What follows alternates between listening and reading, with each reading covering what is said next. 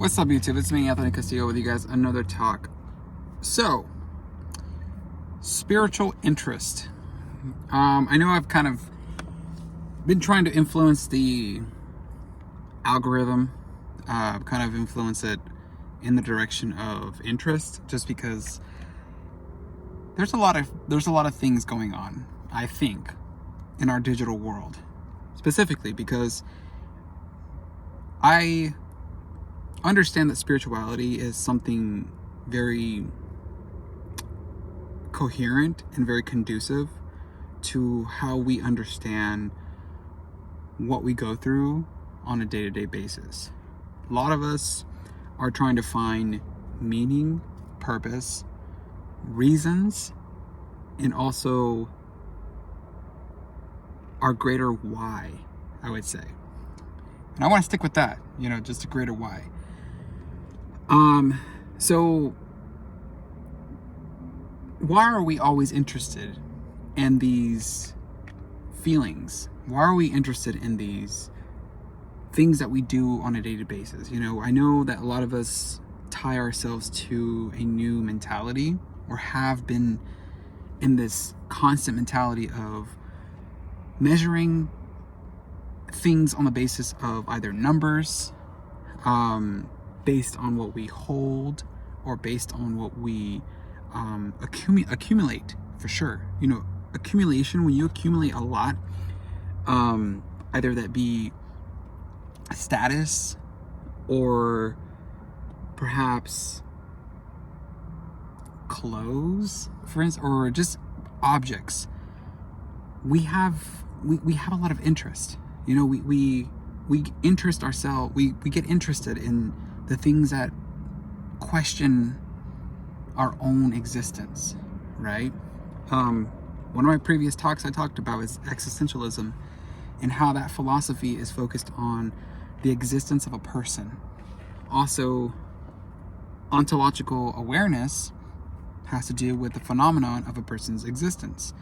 So those two things are very related, but also have a very critical value of evaluating whether those two things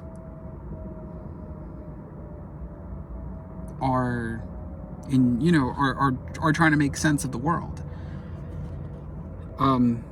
within our time and space where we're at. So this topic, freedom of expression and the spiritual interest, I'm always interested in that. I'm always interested in how we evolve, linguistically, how we evolve through our vocabularies, how we evolve through our own initiatives, meaning how we demonstrate words to replay itself over and over.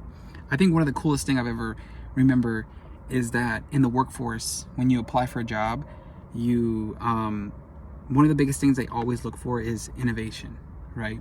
One of the job requirements sometimes requires someone that's innovative, and just the word innovative. And I'm thinking to myself, like, if I got a bachelor's degree in innovation, that would be the coolest degree I've ever had.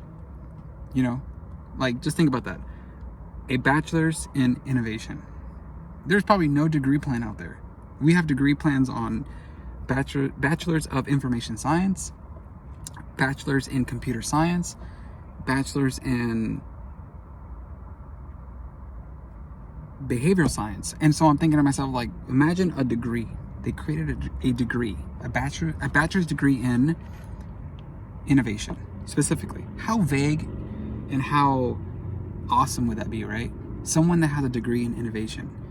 Because being innovative, having an innovative mentality is crucial, especially in the way we're living, the way we're understanding the world, and the way we are evolving.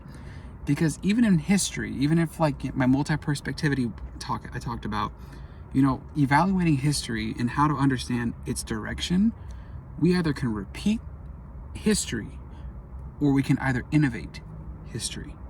Because either way, it's going to move forward. it's going to move forward regardless that we want to believe it or not. So anyways, guys, hopefully that kind of like resonates with you guys. Yeah, guys, remember to subscribe. And based on a lot of things that we're going through, I wanted to just kind of understand that as we innovate further and get more expansive with the universe, you can either call it God, the universe, either way, we need to innovate. I understand we need to genuinely innovate, whether that be the interest, spiritual interest, or spiritual innovation. Either way, remember to subscribe, and I'll catch you in the next one.